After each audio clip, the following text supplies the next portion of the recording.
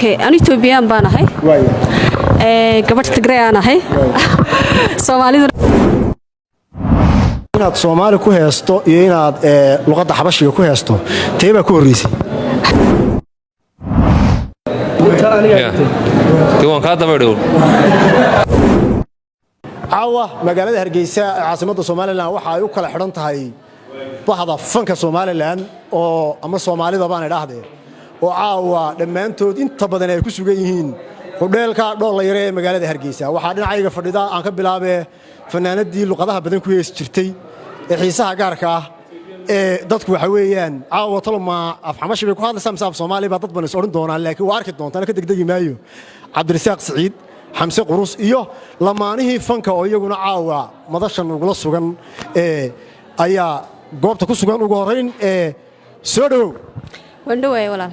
caawa Soomaali baad ku hadlaysaa waxa weeyaan dadku aad bay أول بوان كارلي وأنا عاوة ما في صومالي بتكون ودري دوتام سعر بتو تيلا يقول برتاف صومالي وياه أنت بدن لغات كلا لغو برتاف وضدكوا عاد وجه لانو يعقل كله توبيان توبيان بالغالس والله ما قرني ناس تحقق على لقيا وياه كبرت فنانة تا أيوه ويل كابتجي حنبلي الله ولا dadku inta badan markay ku arkaan xoolaynayaan Soomaaliyeed ba ma Itoobiyeed ba balcaaw bulshada caaw cadee luqadahan aad ku hadasho waxa weeyaan ta luqadaadii koowaad okay ani Itoobiyaan baan ahay gabadh Tigray aan ahay Soomaaliduna way dhaleen hooyadii baa Soomaaliyada de kolka qofkii kulay de luqadiisa hooya kulay Soomaa qofkii ku koriyay baa luqadiisa la qaataa laakiin inaad Soomaali ku heesto iyo inaad luqadda xabashiga ku heesto teeba ku horeysay Soomaaliga hay isku mar baad bilowday waan wadaa Soomaaliga baa wadaa wali Soomaaliga baa wadaa taageerayaasha aad baan u salaamaya thank you Cabdirasaaq Saciid soo dhaw saaxiib horta wallahi fikirkan waxa iska lahaa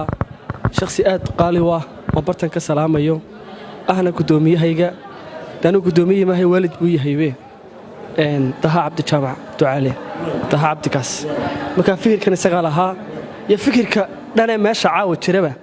isaga lahaa wallahi horta waxay hayduun in la sameeyo arooskani de aroos way dhacaan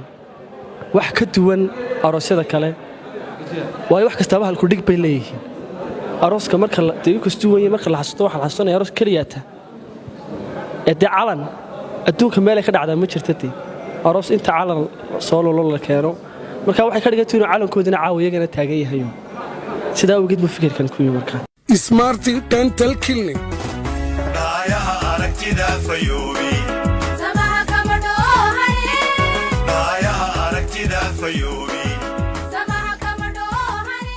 ruuxa cawday calacalaya ilka cadcad oo caana geeliya cadceed waa kaa caadilsiiye waa cadaawe u cawaraysus markuu wada cunay camaarka ilkaa ciridka oo idil caabuq geliyo ceeshka kulul iyo cabbitaan qabow aad ka caagtoo cudur kugu dhacay cid baa kuu timi caqli badan oo cilmiyaynta iyo casriga ilkaa barsay ciriqa Smart Dental Clinic fanax ceeliya ilka ciiro caara jaban liyo cadka gowsaha aan calaalin marba canu duwa abasha afka iyo cirid hoosiya ilka ku cabiran cayn kastay tahay cidda weysoo loo cugtaa timi Smart Dental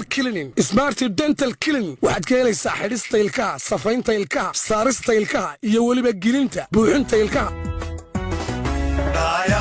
xarunta daaweynta afka iyo ilkaha ee Smart Dental Clinic waxa ay ku samaysay qiimo dhimistii abid ugu ballaarnayd ee xidhista biraha ilkaha waxaana xaruntani kaaga dhigtay xidhashada biraha ilkaha in qofku markuu xidhanayo uu bixiyo $30 oo kaliya inta kalena uu ku bixiyo hab hafta bil walba hadaba ka faa'iideyso qiimo dhimistaasi ballaaran ee sanadkani ay ku samaysay xarunta daaweynta afka iyo ilkaha ee Smart Dental Clinic oo kamida goobaha bixiya adeega caafimaad ee afka iyo ilkaha ee ku yaala gudaha magaalada Hargeysa gaar ahaan agagaarka Hotel Cali Jirde amaba adigoon isdhimin kala xidhiidh wixii faahfaahintaasi dheer taleefanada iyo ciwaanada shashada kaaga muuqda hamogaanin Smart Dental Clinic